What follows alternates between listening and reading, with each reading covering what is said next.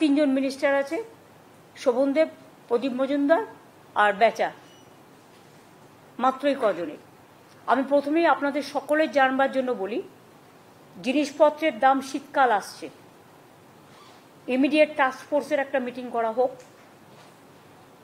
এবং আলু আর পেঁয়াজের দামটা কেন বাড়াচ্ছে। আমি আলু বলেছিলাম নিজের রাজ্য আগে পাবে, যেটা আমি প্রোডাকশন দিই। আলু সিড আমরা নিয়ে আসছি, সিড তো আমাদের নেই, সেন্ট্রাল গভর্নমেন্ট থেকে আনতে হয়, ওরা অনেক দাম নেয়। আলু সিডের প্রবলেম হচ্ছে, বাট এই প্রবলেমটা আগামী দিন আমাদের নিজস্ব করে কিছু করতে হবে যাতে সমাধান হয়। কিন্তু আমরা বলেছিলাম আমাদের যা প্রয়োজন রাজ্যের, সেটাকে রেখে নতুন আলু যতক্ষণ পর্যন্ত না উঠছে ততক্ষণ পর্যন্ত বাইরে আলুটা যাবে না। এখন তো দেখছি এরা এক্সপোর্ট পর্যন্ত করতে শুরু করে দিয়েছে। Please take stock. আমি আজ থেকে মার্কেটিং, অরবিন্দ আমাদের ওঙ্কার মিনার হাতে দুটো ডিপার্টমেন্ট ছিল, একটা এগ্রিকালচার ডিপার্টমেন্ট আর একটা মার্কেটিং ডিপার্টমেন্ট এগ্রিকালচার। দুটো খুব বড় ডিপার্টমেন্ট, একজনের দ্বারা সম্ভব নয়। বেচারা মান্নাকে আমি দায়িত্ব দিলাম, অ্যাগ্রো মার্কেটিং ডিপার্টমেন্টের চেয়ারম্যান করলাম আজ থেকে। সুতরাং প্লিজ টেক এ স্টক, কোন পজিশনে আছে এবং আমাকে জানাতে হবে, টাইম টু টাইম মনিটর করতে হবে। ডিজিকে ডাকুনি কেন এই মিটিংয়ে? Immediate call.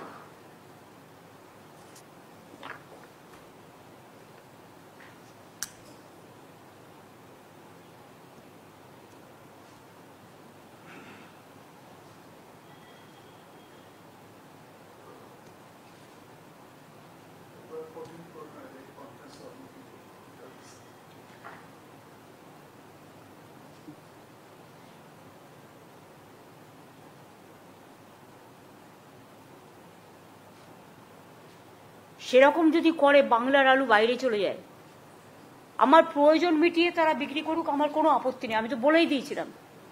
এবং আমি ছাড়তেও শুরু করেছিলাম, ছেড়েও ছিলাম অনেকটা। কিন্তু বাংলাকে দাম বাড়িয়ে অন্য জায়গা থেকে মুনাফা করব, আর আমি আলু চাষিদের জন্য ইন্স্যুরেন্স করব, দুটো একসাথে হতে পারে না।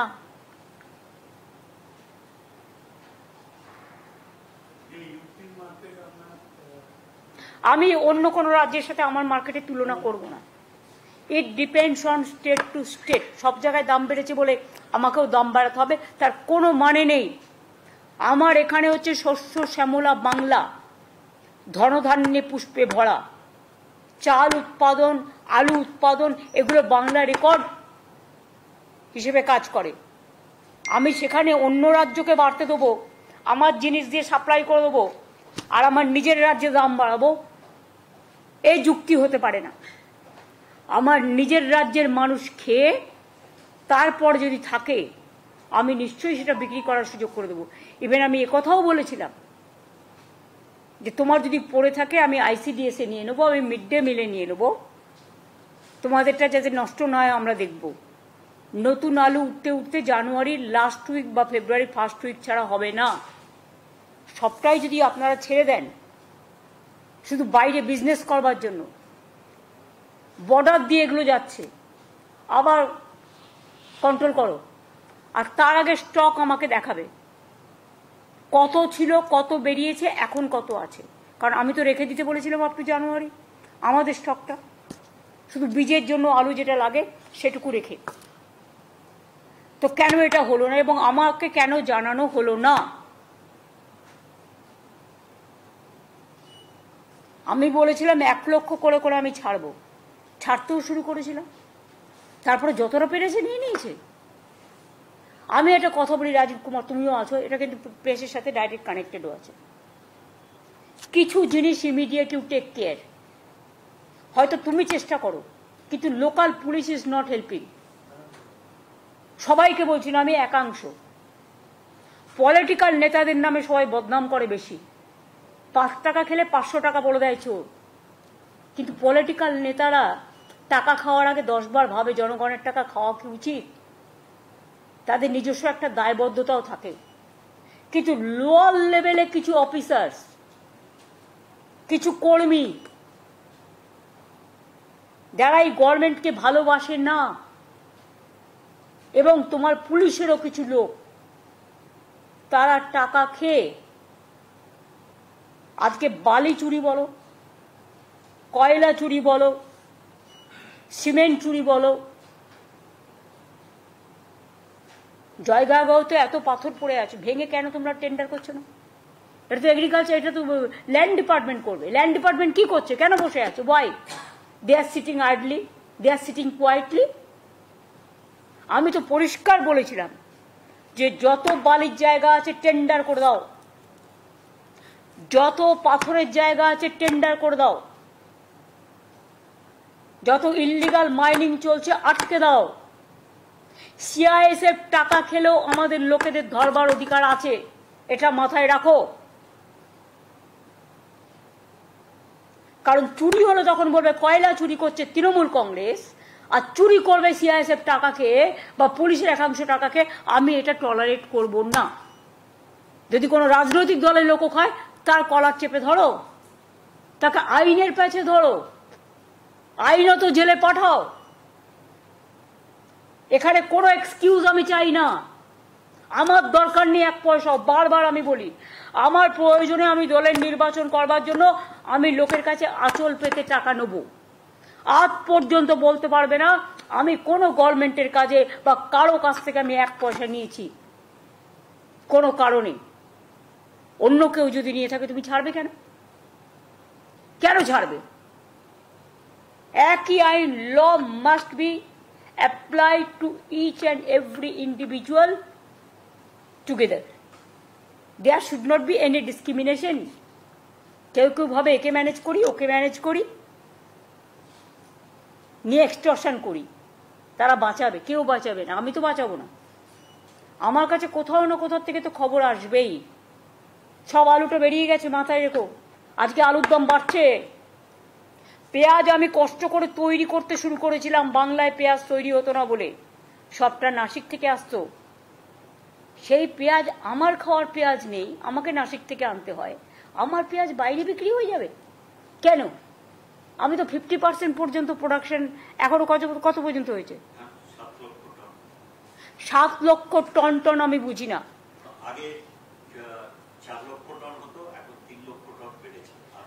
আমি পার্সেন্টেজ জিজ্ঞেস করছি, কত পার্সেন্ট? 75%। আমি সেই জায়গাটায় নিয়ে এসেছি। তো আমার যদি 50% বিক্রি হয়ে যায় বাইরে, এক্সপোর্ট হয়ে যায়, কারা গো? তাকে আমি টাকা দেবো, তাকে আমি বিমা দেব, তাকে আমি জমি উর্বর করার জন্য ইকুইপমেন্টস দেবো, প্রিজার্ভেশনের জন্যও দিচ্ছি। আর কিছু লোক বিজনেস করতে গিয়ে কমার্শিয়ালি স্টেটকে এক্সপ্লয়েট করবে, এটা যারা চাষি তারা করে না, এটা কিছু মিডল ম্যান আছে তারা করে, যারা দালালি করে সমাজটাকে শেষ করে দেয়। আর সেই দালালির টাকা তারা ভাগ দেয় একে একে তাকে। এটা যাতে না হয়, ইচ অ্যান্ড তুমি এসটিএফকে স্ট্রং করো, অ্যান্টি করাপশন ব্যুরোকে স্ট্রং করো। আমি সিআইডি রিসাপেল করব, টোটালটাই তোমার দায়িত্ব দিচ্ছি। তুমি সমস্ত প্রস্তাব আমায় দেবে। আর যার যার বিরুদ্ধে কমপ্লেন আছে, কমপ্লেন পেলে ক্রস চেক করো। কেউ কেউ মিথ্যে কথা বলেও কমপ্লেন করে। সত্যি যদি প্রবলেমটা জেনুইন হয়, তাহলে টেক স্ট্রং অ্যাকশন। কেউ বাধা দেবে না, আর কেউ বাধা দিলে আমি শুনবো না। আমি তো আমার কথাই শুনবো না, মানে আমি নিজের কথা বলছি। আমাকে যদি ক্ষমা না করি, তাহলে তোমরা কাকে ভয় পাচ্ছ? কেন শুনছো না? এগ্রিকালচার এবং রুরাল ডেভেলপমেন্ট মিনিস্ট্রিকে শুধু বক্তৃতা দিলে হবে না, কাজ করে দেখাতে হবে। পুরো সার্ভে হয়েছে ওঙ্কার, যেগুলো আমাদের বন্যা টন্যা হয়েছিল, টোটালটা হয়ে গেছে। ঠিক আছে, আর বেশি বলতে হবে না। তার মানে যেটা আমরা বলেছিলাম যে এই যে বর্ষায়, বন্যায়, দানা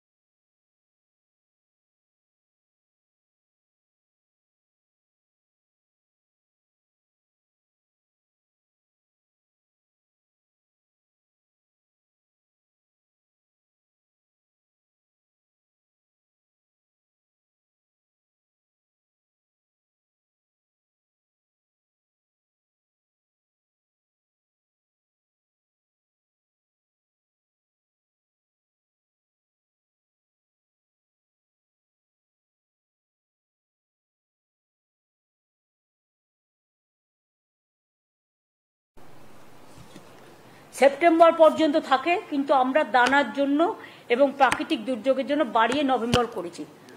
তা আপনি ওয়েট করেন না কেন? আমি কি আমাকে বলতে হবে কেন? আমি কি মানে কিছু জানি না? বাড়িয়েছি আমি, আর আমার মনে নেই?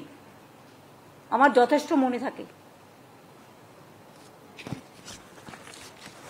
আমি আজকে যেটা প্রেসকে বলবো যে প্লিজ এগুলো পজিটিভভাবে দেখুন, নেগেটিভভাবে দেখার চেষ্টা করবেন না। আপনারা কি করেন, পজিটিভ জিনিসটাকে অ্যাভয়েড করে অলওয়েজ নেগেটিভ ব্যাপারটাকে সামনে নিয়ে আসেন। তাহলে তো আপনাদের সামনে মন খুলে আমি ট্রান্সপারেন্সি মেনটেন করে, স্বচ্ছতা মেনটেন করে কোনো কাজ করতে পারবো না। আর তা যদি না করতে পারি, তাহলে জনগণ জানবে কি করে যে আমরা কি করতে যাচ্ছি, কি না করতে যাচ্ছি, কোনটায় ভুল কোনটায় ত্রুটি? এটাও তো জনগণকে জানাতে আমি বাধ্য, এবং সেটা সংশোধনের জন্য কি ব্যবস্থা করা হচ্ছে। আপনাদের এটা আমি অনুরোধ করব। আমি জানি কোনো কোনো চ্যানেল আমার একদম 100% এগেনস্ট, তারা একটাও পজিটিভ দেবেন না, টোটালটাই নেগেটিভ আর নেগেটিভ করবেন। তাই যদি করেন, তাহলে জেনে রাখুন আগামী দিন যদি আমি ট্রান্সপারেন্সি নিয়ে মিটিং করি, তাহলে আমি তাদের বাদ দিয়ে করব। পরে আপনারা নিউজ কালেকশন করে নেবেন, কারণ আমি এটুকু কোঅপারেশন তো আপনার কাছ থেকে আশা করতে পারি। এখানে যারা আমরা বসে আছি প্রত্যেকে আমরা দায়িত্বপূর্ণ লোক, প্রত্যেকে দায়িত্বপূর্ণ অফিসার, প্রত্যেকে দায়িত্বপূর্ণ মিনিস্টার, হেজিবিজি কেউ নেই। আপনাদের ওখানেও যারা আছেন, আমিও আশা করি আপনারাও গুরুত্বপূর্ণ লোক, আপনারাও দায়িত্ব নিয়ে কাজ করেন। এইটুকু দায়বদ্ধতা আপনাদের কাছে আমি আশা করব। আর তা নাহলে আপনাদের সামনে মিটিং আমি করব না। পরে আমায় বলতে পারবেন না কেন টিভিতে হচ্ছে না, কেন আমাদের সামনে হচ্ছে না, লাইভ স্পিকিং কেন হচ্ছে না। এটা আমার একটা পার্ট, যা ইনস্ট্রাকশন দেওয়ার আমি দিয়ে দিলাম।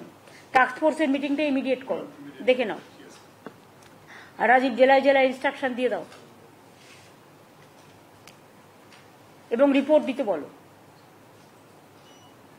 সপ্তাহে একদিন করে, আমি জানি তোমার অনেক কাজ করতে হয়, তার সত্ত্বেও এটা মনিটরিং করতে হবে। প্রত্যেক জেলায় একটা করে নোডাল অফিসার থাকবে যে মনিটরিং করে ডিটেলসটা দেবে। শুধু সিসিটিভিতে সব হবে না, যারা এইসব চুরি ডাকাতি করে না, সিসিটিভি অনেকভাবে ইউজ করে। দেখে নাও কিভাবে করবে, তুমি জানো কোন সিস্টেমে করা উচিত। ডিবিটির টাকা নিয়ে ট্যাবে 2 কোটি ছেলে মেয়েদের আমরা ট্যাব দিয়েছি, তার মধ্যে 1600 কোটি টাকার ট্যাব আমরা দিয়েছি। তার মধ্যে 1900 সামথিং 2 কোটি টাকার মতো ওই জামতারা গ্রুপ আছে, আপনারা জানেন তাই তো? এটা নিয়ে জামতারা একটা চক্র আছে, এটা নিয়ে একটা সিনেমাও হয়েছিল। চক্রটা ঝাড়খণ্ড, বিহার এসব জায়গাকে কেন্দ্র করে বিভিন্ন পলিটিক্যাল পার্টির শেল্টারে থেকে তারা আসছে, বিভিন্ন মলে এসে আড্ডা মারছে, ব্লুপ্রিন্ট তৈরি করছে, অপারেশন করছে, কোথাও না কোথাও গেস্ট হাউসে ভাড়া নিয়ে নিচ্ছে, অনেক সময় সাংবাদিকদের সাথেও মিশছে, রাজনৈতিক দলের লোকেদের সাথেও মিশছে। কারণ একটা কোনো অপারেশন করতে গেলে তো কয়েকটা লোককে কনফিডেন্সে নিতে হবে, কখনো আপনি কখনো আমি। আর পুলিশ, অ্যাডমিনিস্ট্রেশন, শপিং মল সবচেয়ে ভালো জায়গা। আমি এখন থেকে শপিং মলগুলোকে সাবধান হতে আবেদন জানাবো। আমরা কিছু কমপ্লেন পেয়েছি কিছু কিছু জায়গায় যেখানে ফেক কারেন্সি আসছে। কয়েকদিন আগে একটা জায়গায় আগুন লেগেছিল, আপনারা নিশ্চয়ই জানেন, আমি নাম বলছি না। এবং কয়েকদিন আগেও আরেকবার আগুন লেগেছিল, 2 মাসে 2 বার। আমরা অনেকগুলো ইম্পিউট পেয়েছি। সব শপিং মল খারাপ না, সব শপিং কমপ্লেক্স বা বিজনেস সেন্টার খারাপ না, কিন্তু সবাইকে সতর্ক হতে অনুরোধ করছি, পাবলিককেও সতর্ক হতে অনুরোধ করছি। এই সব জায়গায় এসে এরা শেল্টার নেয়, এবং যেহেতু আমাদের বর্ডার কান্ট্রিগুলোতে একটু টালমাটাল চলছে এবং কেন্দ্রীয় সরকারও যেভাবে সক্রিয় হওয়া উচিত ছিল হয়নি, আমি এ নিয়ে এক্সটার্নাল অ্যাফেয়ার্স পলিসি নিয়ে কোনো কথা বলি না বলে আজকেও বলবো না, কিন্তু আমাদের পুলিশকে আমি যেটা বলবো ওদেরও অ্যালার্ট করতে, কারণ বর্ডার আমাদের হাতে নেই, বর্ডার কিন্তু সেন্ট্রাল গভর্নমেন্টের আন্ডারে। ফেক কারেন্সি কি করে আসছে? why they are not taking appropriate action? বর্ডারে বর্ডারে, স্টেটে স্টেটে, অল স্টেট বর্ডারে, অল ডিস্ট্রিক্ট বর্ডারে, all gateway of the কমিশনেট, all important প্লেসে এখন থেকে রেগুলার নাকা চেকিং হবে। আমি পাবলিকের কাছ থেকে কোঅপারেশন চাইব, তার কারণ হয়তো নাকা চেকিং করতে গেলে অনেকে আপত্তি জানায়, ভাবে আমার অসম্মান হচ্ছে। আমার গাড়িতে নাকা চেকিং হলেও আমি খুশি হব, তার কারণ আমিও তো চাই না যে কোনো একটা লোক সুযোগ নিয়ে আমার গাড়িতে কিছু রেখে দিক। সুতরাং আমাদের সকলকেই সতর্ক হতে হবে। নাকা চেকিং কম্পালসারি, সকাল দুপুর সন্ধে নয়, যে রাত্রিবেলা করলাম দিনে করলাম না তা নয়। রেলেও নাকা চেকিং হওয়ার দরকার আছে। রেলের মধ্যে থেকে অনেক আর্মস আসছে, আমরা 17-18টা আর্মস ফ্যাক্টরি অলরেডি খুঁজে বের করেছি বিহারের ওদিক থেকে, যেখান থেকে আর্মস আসছে। জিএমদের ডেকে দরকার হলো তুমি আবার বলো, চিফ সেক্রেটারিকে আমি বলবো ডিজিকে সাথে নিয়ে, ওখানে জিআরপি এবং আরপিএফ কে বলবে চেক করতে। আমাদের ঘাড়ে চাপিয়ে দিলে হবে না।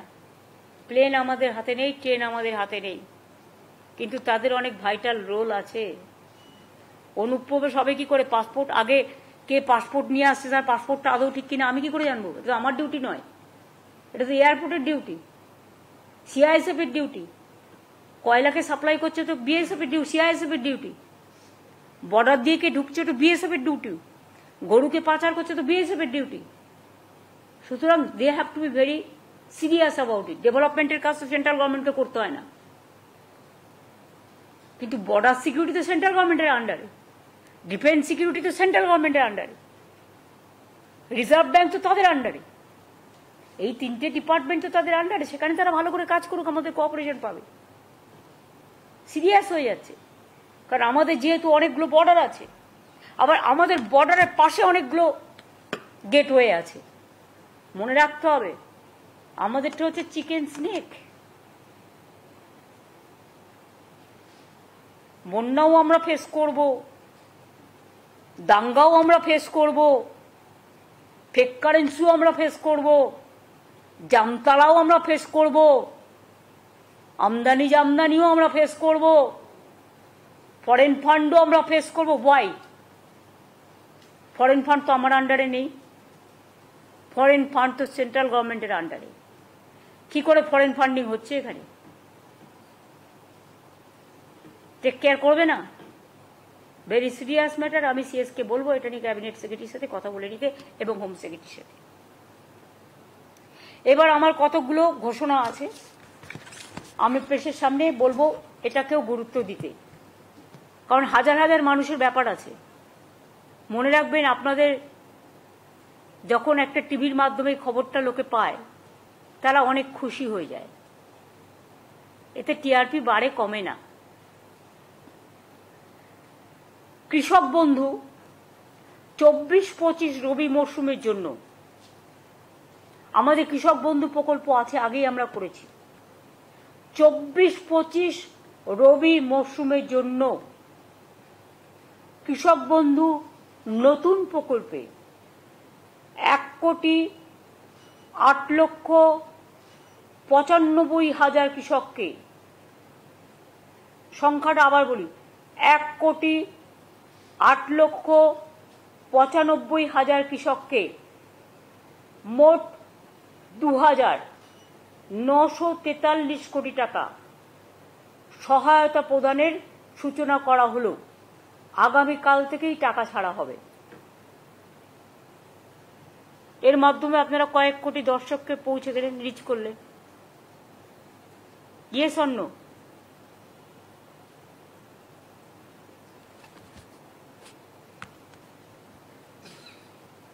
অর্থাৎ এবছরই কৃষক বন্ধু নতুন প্রকল্পে বাংলার কৃষকদের মোট 5,859 কোটি টাকা সহায়তা দেওয়া হলো শুধু এবছরেই।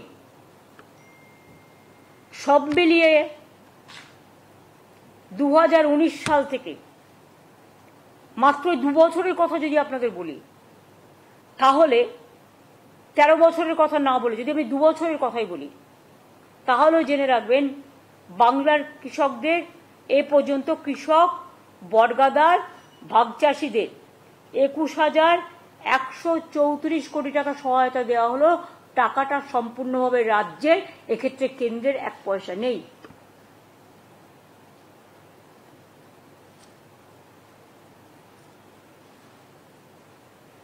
Am I clear? অন্তত হাত তুলে একজন দেখান, বুঝেছেন?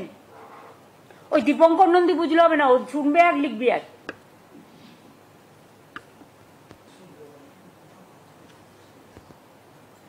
এছাড়াও মনে রাখবেন, কৃষক মারা গেলে তার পরিবার এককালীন যে 2 লক্ষ টাকা করে পায়, তাতে আমরা শুধু মুখে বলি না, আমরা কাজটা করি, আমরা জুমলা নই, আমরা ট্রান্সপারেন্সি মেনটেন করি। 1,27,000 বেশি কৃষক পরিবারকে 2,544 কোটি টাকার বেশি সহায়তা প্রদান করা হয়েছে।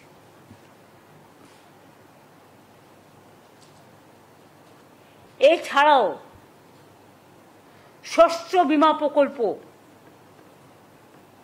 মানে ক্রপ ইন্স্যুরেন্স, আগে চাষিদের টাকা দিতে হতো, কিন্তু এখন চাষিদের টাকা দিতে হয় না, আর সেন্ট্রাল গভর্নমেন্টের টাকা আসে না, আমরা দিই 100%। 1,02 লক্ষ কৃষককে বাংলা শস্য বীমা রাজ্য সরকারের নিজস্ব তহবিল থেকে আরো 3,221 কোটি টাকা সহায়তা করা হয়েছে।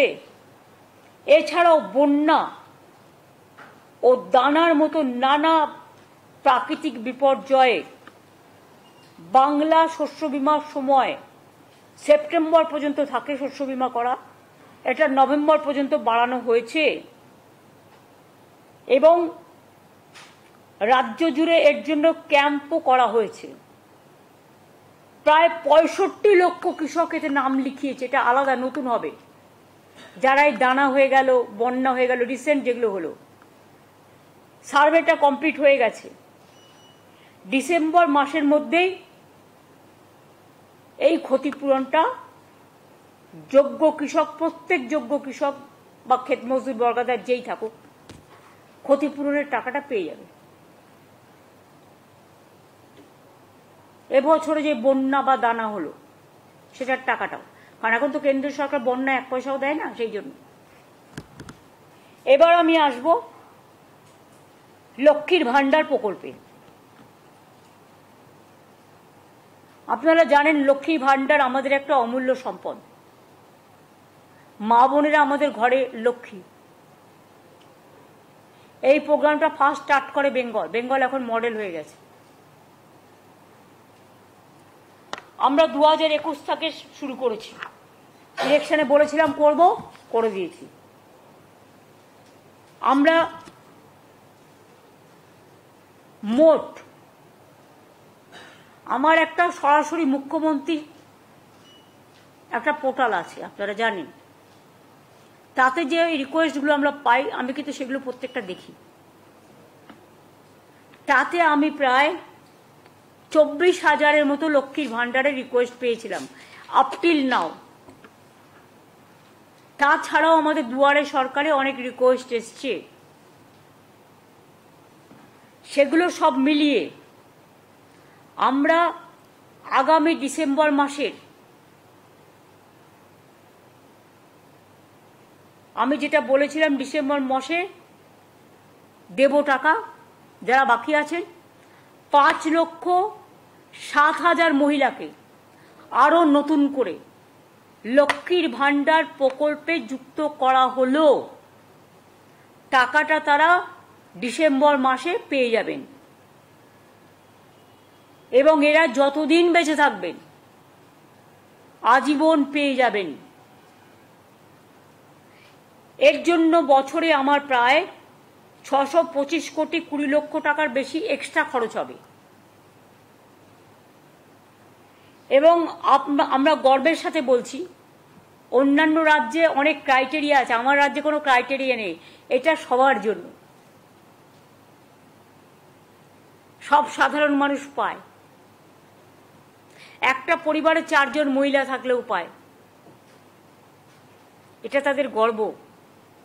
অন্যান্য জায়গায় এটা আছে, স্কুটার থাকলে পাবে না, সাইকেল থাকলে পাবে না, বা স্মার্টফোন থাকলে পাবে না, নানা রকম আছে। আমাদের কিন্তু এসব নেই, আমাদের সকলের জন্য।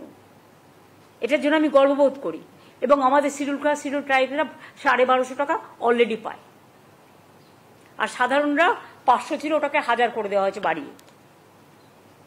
যাই হোক, সরকারও চলবে, বছরের পর বছর আসবে, উন্নয়ন থেকে উন্নত উত্তরণ সবার হবে।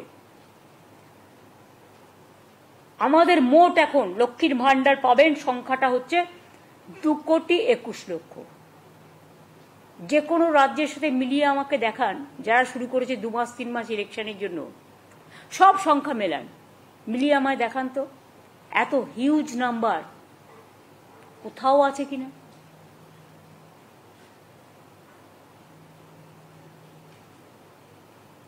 এবং শুধু তাই নয়, ওই বিধবা ভাতা করে নতুন করে তাকে অ্যাপ্লাই করতে হবে না।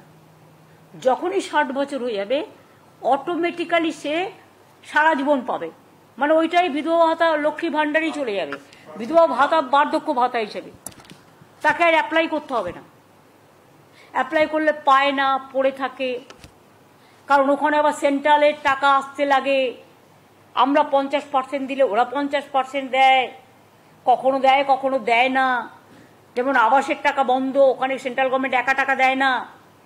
নামটা প্রধানমন্ত্রী আবাস যোজনা, কিন্তু 40% টাকা আমাদের দিতে হয়। ইলেকশনের সময় পোস্টারিং করে, ঘর ঘর মে জল দিয়া, 75 ভাগ খরচ আমরা দিচ্ছি টাকা দিয়ে, মনে রাখবেন। কিন্তু পিএইচির কাজটা 16 চলছে বলে আমরা একটা মিটিং করতে আমি সিএসকে বলেছি already. I am not satisfied. Pipe পড়লেও অনেক জায়গায় লোকে জল পায়নি, এটা আমার কাছে খবর আছে। এবং আমি বলেছি এটাকে কি করে তাড়াতাড়ি করা যায়, স্পিড আপ করা যায়। যারা করবে না, নন কোঅপারেশন করবে, তাদের সরিয়ে দাও, দরকার হলে নতুন লোক দিয়ে কাজ করা। কিন্তু আমরা চাই আর 2 বছরের মধ্যে, আমি তোমাদের টাইম দেবো 1.5 বছর, আমি 1 বছর দিলে আরো খুশি হব। আর আমি জমি তখন নতুন করে আবার দেবো, আগে যেখানে পাইপ পড়ে আছে সেই জলগুলো আগে কমপ্লিট করবে। তারপরে অনেক জায়গায় পাইপ লাগিয়েছে, জল পৌঁছায়নি, এই কমপ্লেন আমার কাছে আছে। ফার্স্ট টু সলভ দিস, তারপর আমি আবার জমি কিনে দেবো। জমি তো আমার টাকায় কিনতে হয়, মেনটেনেন্স তো স্টেট গভর্নমেন্টকে করতে হয়। সুতরাং এটা সিরিয়াসলি দেখতে হবে। এটা আমার প্রায়োরিটি প্রোগ্রাম নাম্বার 1।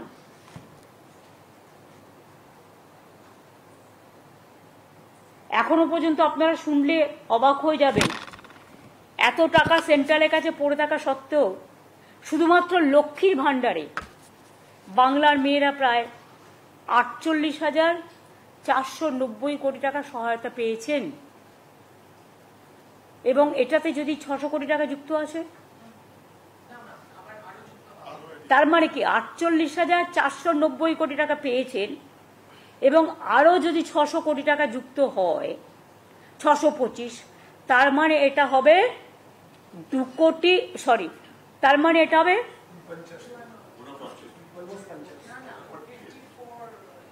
54,000,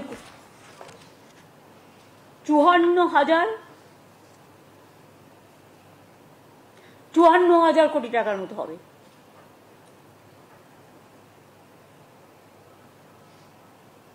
এটা গর্বের কি গর্বের নয়। লোক সংখ্যা আমাদের বেশি, মনে রাখবেন। আপনি উত্তরাখণ্ডকে বাংলার সাথে তুলনা করতে পারবেন না। Population, density of population is very high. Mumbai তো 2 মাস আগে চালু করেছে, সবাই পায় না, অনেক রেস্ট্রিকশন। প্রধানমন্ত্রীর বাড়ি, পাকা বাড়ি পাবে কোত্থেকে গরিব লোক? স্মার্টফোন থাকলে পাবে না, স্কুটার থাকলে পাবে না, নানা রকম ক্রাইটেরিয়া আছে। আমাদের ক্রাইটেরিয়া একটাই, গরিব মানুষ, সাধারণ মানুষ, যাদের প্রয়োজন আছে। সেন্ট্রাল একটা কৃষকদের সাহায্য করে, বলে দেয় 3 একর জমি থাকলে। বলতে পারেন বাংলায় কটা লোক আছে যার 3 একর জমি আছে? 3 একর জমি মানে কি? 1 একরে সম্ভবত 18 বিঘে বা 19 বিঘে, 3 বিঘে। আর 3 বিঘে মানে 1 বিঘেতে 19 কাঠা না 20 কাঠা, 20 কাঠা, 20 কাঠায় 1 বিঘে, তার মানে 60 কাঠা থাকলে তবে সে পাবে টাকাটা। আমাদের কিন্তু তা নয়, আমাদের 1 কাঠা জমি থাকলেও সে 4,000 টাকা পাবে, আর 1 একর জমি থাকলে সে বছরে 10,000 টাকা পাবে। এই হচ্ছে পার্থক্যটা, বুঝে যান। এবং আমাদের বর্গাদাররাও পায়, অন্য কেউ নয়, অন্য কোনো রাজ্যে হয় না। তাই লক্ষ্মীর ভান্ডার আরো প্রায় নতুন করে ডিসেম্বরে আরো 5,07,000 মহিলারা যারা নাম লিখিয়েছিলেন বা আমার সরাসরি মুখ্যমন্ত্রী পোর্টালেও পাঠিয়েছিলেন, তাদেরটাও চেক করা হয়েছে, ওই লিস্টের মধ্যেই আছে। সুতরাং দুয়ারে সরকারও অ্যাপ্লাই করেছিলেন, সুতরাং তারা পাচ্ছেন। সংখ্যাটা হয়ে যাবে 2,21,00,000 ইন্ডিভিজুয়াল মহিলা।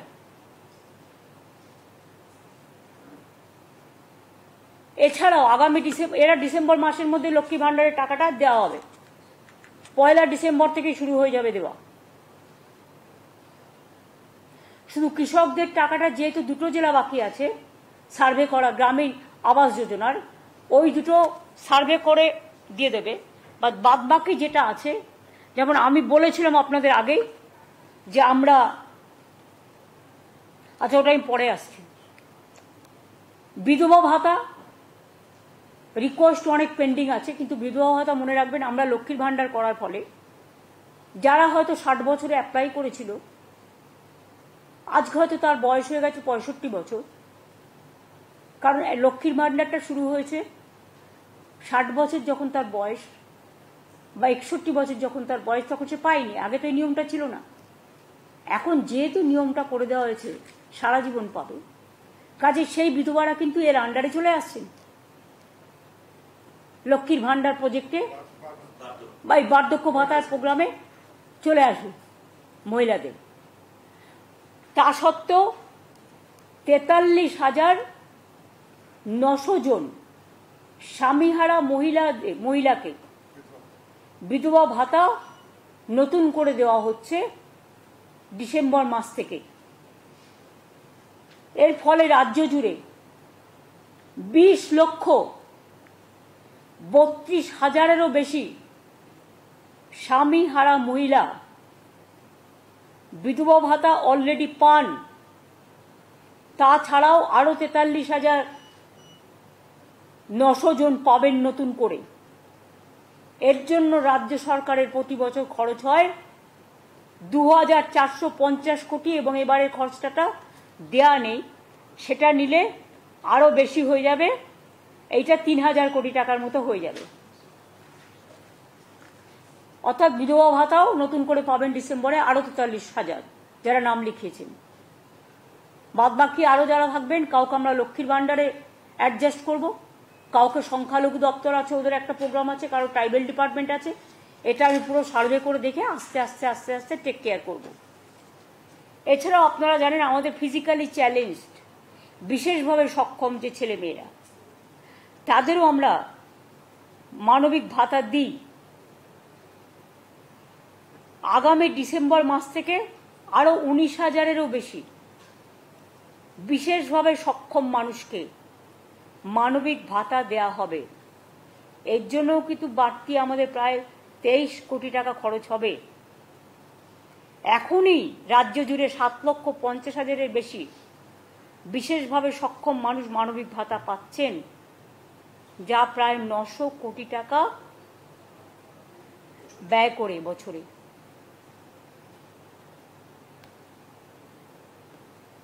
এরপর আমি আসব গ্রামীণ আবাসক যোজনায়। গ্রামীণ আবাসক যোজনায়, যেটা প্রধানমন্ত্রী আবাস যোজনা, নামটা প্রধানমন্ত্রীর, সব নামই এখন ওদের দেয়া।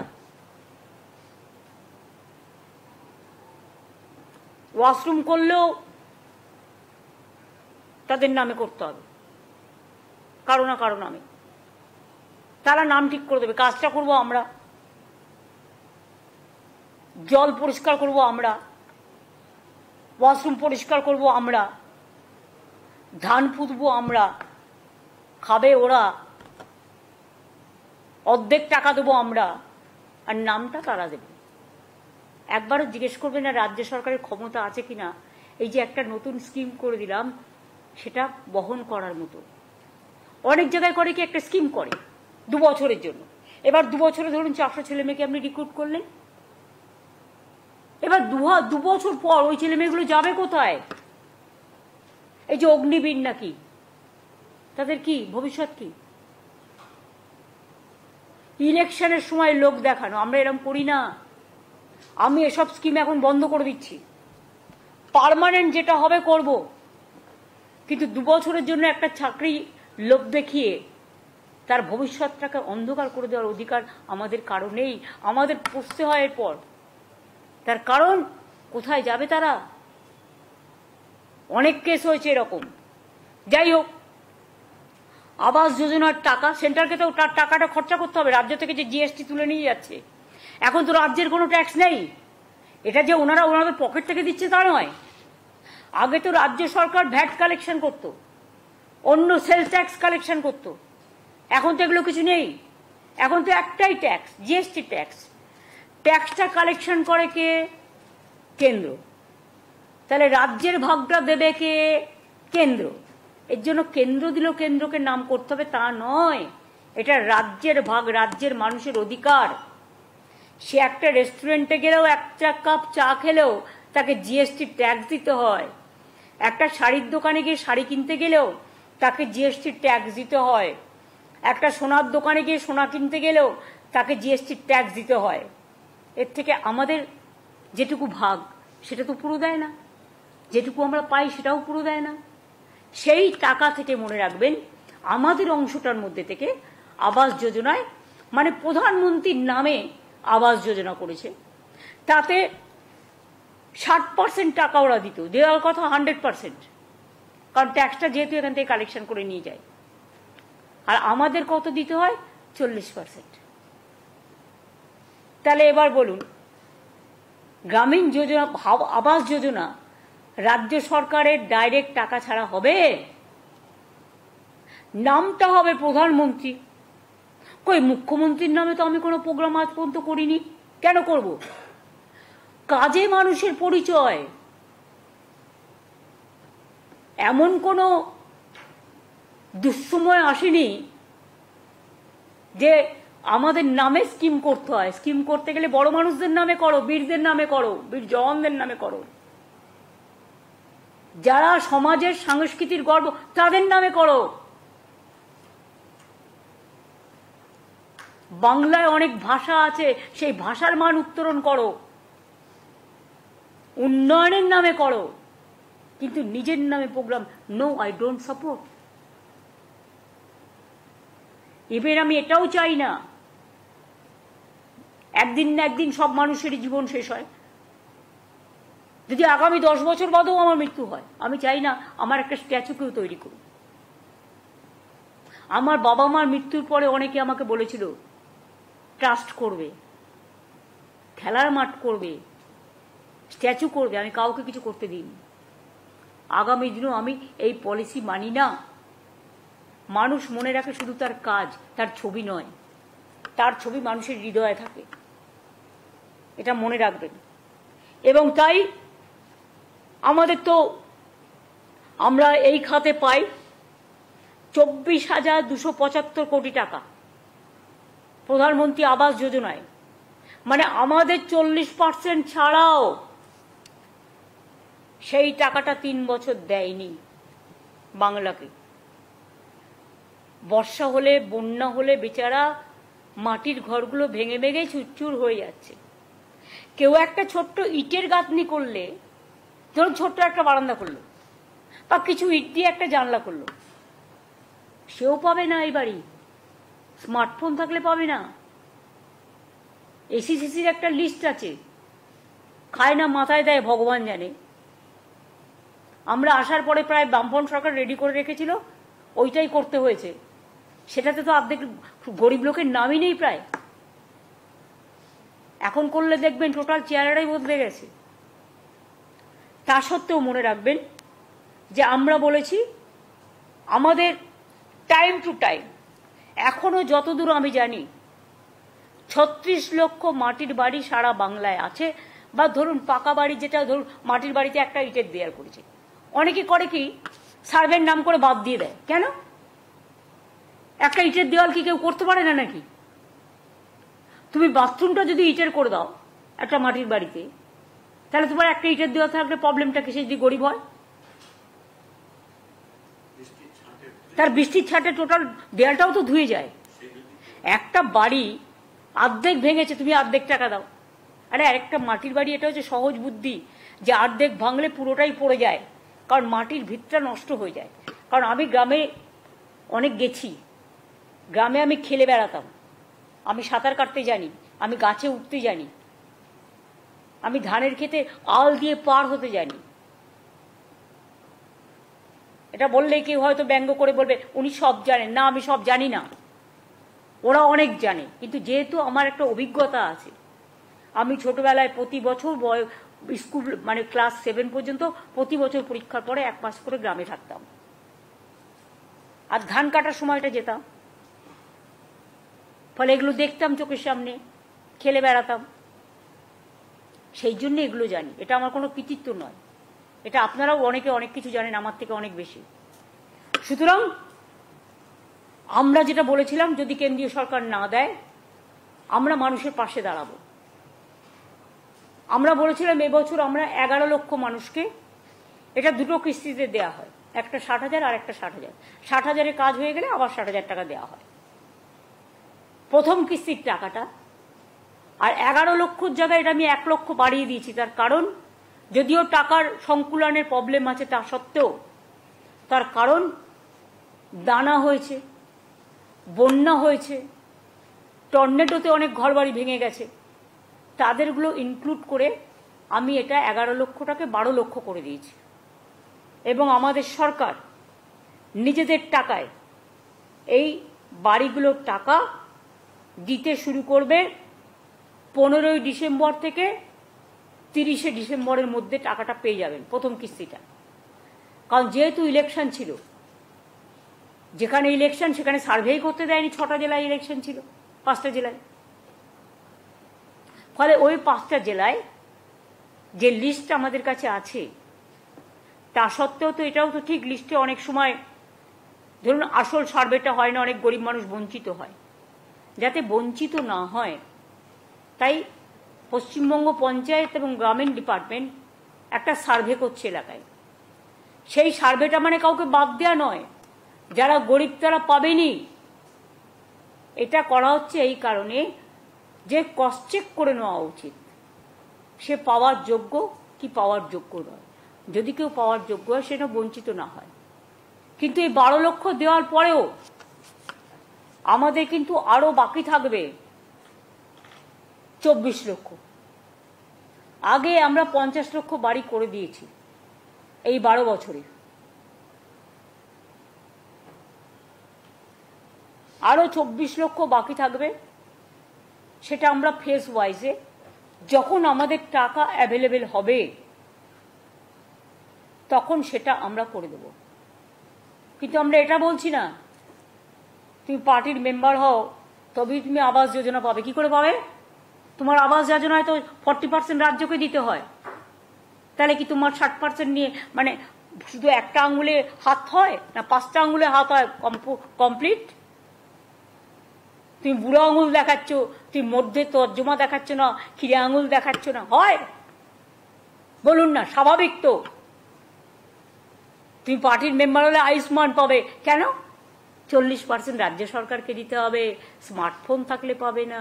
তা রাজ্য সরকার না দিলে তুমি কি করে দেবে? হ্যাঁ তুমি করো, 100% দেবে, আমার কোনো আপত্তি নেই, দিয়ে দাও 100%, যাকে দেবে দিয়ে দাও, খুশি হব। তুমি আমার উপর চাপিয়ে দেবে, আমার টাকাও দেবে না, মানুষকে টাকাও দেবে না। ভাই তোমাদের দয়া দরকার নেই, আমাদের মতো করতে দাও। মানুষের আশীর্বাদে যখন 12,50 লক্ষ আগে করতে পেরেছি, 12 লক্ষ দিচ্ছি আমরা ডিসেম্বর থেকে, আরো 24 লক্ষ যেটা বাকি থাকবে আমি 2-3 বছর টাইম হাতে নেব।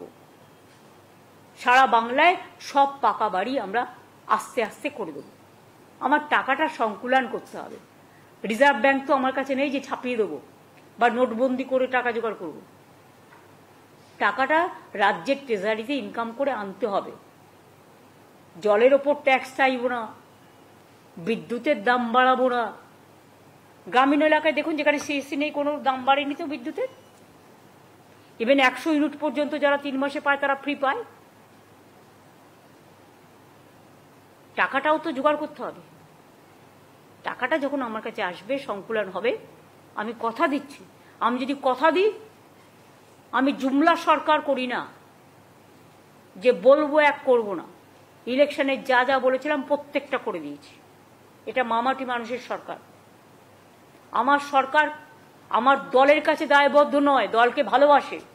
দলের স্লোগান ও মামাটি মানুষের সরকার, আমার সরকারেরও স্লোগান তাই। কিন্তু মনে রাখবেন আমার দায়বদ্ধতা ফার্স্ট প্রায়োরিটি মানুষের কাছে, তারপরে আমার দল। এটা আমি মেনটেন করি, কারণ দল আমাকে এটা বলেছে, যেটা আমাদের ম্যানিফেস্টো কমিটমেন্ট, এটা আমাদের করতে হবে। তাই সরকার থেকে আমাকে সেই কাজটা করতে হয়। তার কারণ আমি মানুষকে দাঁড়িয়ে কথা দিয়েছি, আমি মানুষকে দাঁড়িয়ে যে কথাটা দিই সেই কথাটা শেষ পর্যন্ত করি। বাড়ির কাজ গ্রামীণ, আমি আগেই বলেছি বাংলা আবাস যোজনা হবে না, এটা বাংলার বাড়ি। টাকা যখন আমাদের, নামও আমাদের রাজ্যের নামে হবে, বাংলার বাড়ি। এখনো তো বাংলা নামটা করে দেয়নি। আসুন না কিছু প্রজেক্টের নাম মধ্যে দিয়ে করি। এটা অলরেডি আমাদের বাংলার বাড়ি হচ্ছে, আরবান এলাকাতেও হচ্ছে, রুরাল এলাকাতেও এটার নাম হবে বাংলার বাড়ি। আর পথশ্রীত গ্রামীণ রাস্তা আমরা করি আমাদের নিজেদের টাকায়, ইলেকশনের আগেও আমরা করে দিলাম। এবং ইলেকশনের আগেও জানুয়ারি না ফেব্রুয়ারি মাসে আমরা 9 লক্ষ লক্ষ্মীর ভাণ্ডার দিয়েছি, যখন কোড অফ কন্ডাক্ট চালু হয়নি এক্সট্রা। কাজেই টাইম টু টাইম এগুলো আমরা দেখে নেব, যেটা যেটা করার আমরা করব। আমার এটুকুই বলার ছিল, বাদ বাকিটা আপনাদের সবার দায়িত্ব। আর ওই মার্কেটিংয়ের মিটিংটা, আর বেচা তুমি যখন নিচ্ছে তখন দায়িত্ব নিয়ে, সেক্রেটারিকে কনফিডেন্সে নিয়ে কাজটা সিরিয়াসলি করতে হবে। রুরাল ডেভেলপমেন্ট পঞ্চায়েতকেও বলছি, এগ্রিকালচারকেও বলছি, সব কাজ আমরা যখন করব সিরিয়াসলি। আমি প্রিন্সিপাল সেক্রেটারি রুরাল ডেভেলপমেন্টকেও বলছি, ওমেন, চাইল্ড, উইডো, পেনশন সব কিছু কন্যাশ্রী সবটাই সংঘমিত্রার আন্ডারে দেখে নিতে হবে। ওঙ্কার এগ্রিকালচার ডিপার্টমেন্ট যত ভালো হবে তোমার তত নাম হবে। আমাদের হচ্ছে সুজলা সুফলা বাংলা, সুফল বাংলা আমাদের আর একটু বাড়াতে হবে। আমি জানি সুফল বাংলা যখন প্রাইজ হাইক হয় খুব কাজে দেয়। তুমি এগ্রিকালচারে কাজ করো, আরো কোনো একটা কাজ তোমাকে আমি দেখে দেবো। আর ফাইন্যান্সের তুমি এখন বুঝে গেছো প্রভাত, তুমি তো অনেকদিন কাজ করছো ফাইন্যান্সে। কমাস হলো 3 মাস হয়েছে, এখন বুঝেছো আশা করি। কাজে চটপট কাজগুলো করে ফেল। আর রাজীব তোমাকে যে দায়িত্ব দিয়েছে তোমাকে পালন করতে হবে। আর সিএস তো টোটালটাই দায়িত্ব নিয়ে করবে। আর যদি বলেন আমার দায়িত্ব কিছু না হলে বকাঝকা করা, কখনো ভালোবেসে কাছে টেনে নেওয়া, কিন্তু মানুষের কাজটা আমি আমার মন্ত্রীদেরও বলি, সবসময় মানুষের কাজের দায়িত্ব নিয়ে মানুষের কাজটাকে প্রায়োরিটি দেওয়া উচিত। আমি এটুকু বলে আমি সংবাদ মাধ্যমকে অনেক অনেক ধন্যবাদ, নমস্কার এবং আমাদের কৃতজ্ঞতা জানাচ্ছি। আপনারা এতক্ষণ আমাদের সময় দিয়েছেন, কিন্তু প্রত্যেকটাই পজিটিভ কাজ। আমি আশা করি মানুষের এই কাজগুলোকে আপনারা আপনাদের হয়তো অনেক জায়গায় অনেক অ্যাডভার্টাইজমেন্ট থাকে, সুযোগ পান না, কিন্তু দয়া করে এইগুলো যদি একটু মানুষকে জানান আমরা উপকৃত হব। অনেক ধন্যবাদ।